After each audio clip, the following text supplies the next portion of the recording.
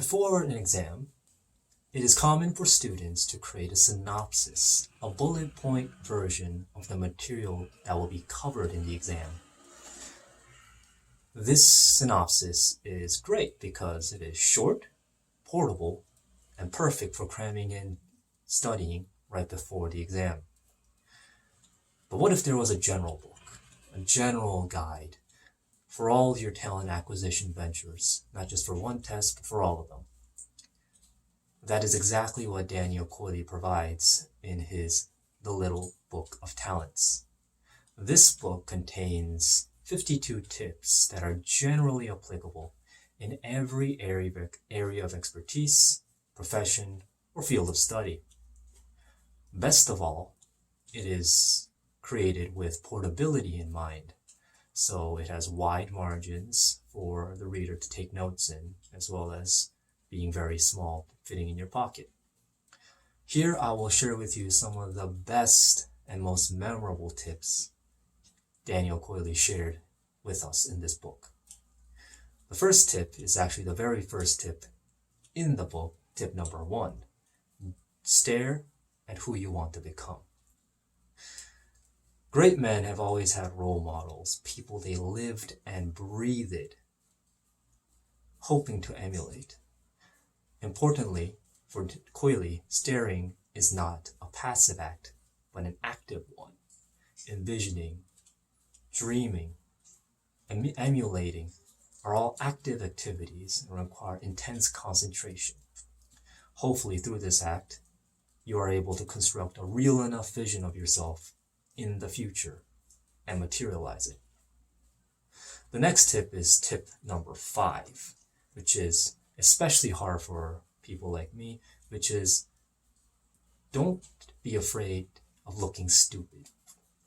Looking stupid is inherently at the risk of any talent acquisition venture. Specifically, there is always the risk of inherently looking stupid repeatedly. Graham Wetsky, the hockey star, shows us this by having his practice sessions, and anyone can go observe him falling on his butt unceremoniously over and over again. It is only with these repeated stupid-looking actions can one find his or her mistakes and improve upon them.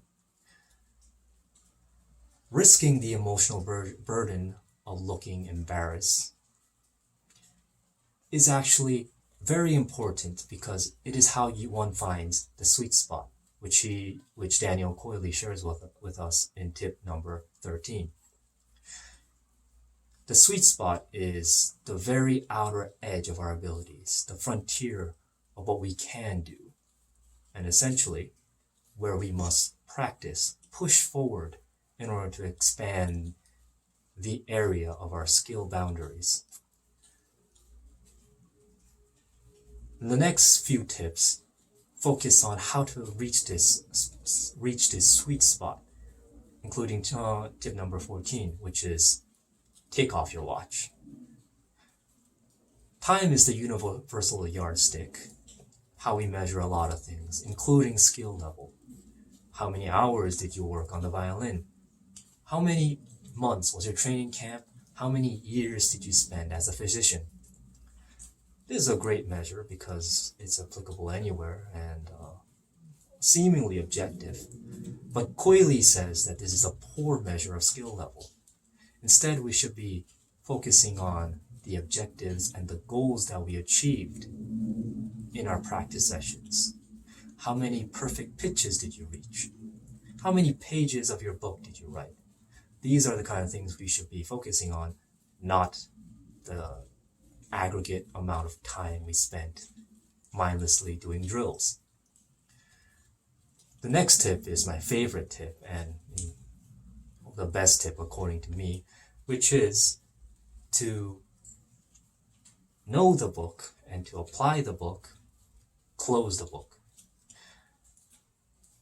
Because it's a very self-aware tip. The chances of remembering material that you crammed up for a test years from now is virtually nil. That's because it only goes to the surface level of your brain, all that material that you practiced. But what if you had to write a summary on it, had to do a discussion, and had to give a presentation on that material? Then you're forced to engage with the material, and your brain is forced to make connections. And the brain loves these kind of connections and remembers them for a long while. That is why, in order to apply and truly know the material that is in the Little Book of Talent, you must make a YouTube video out of it.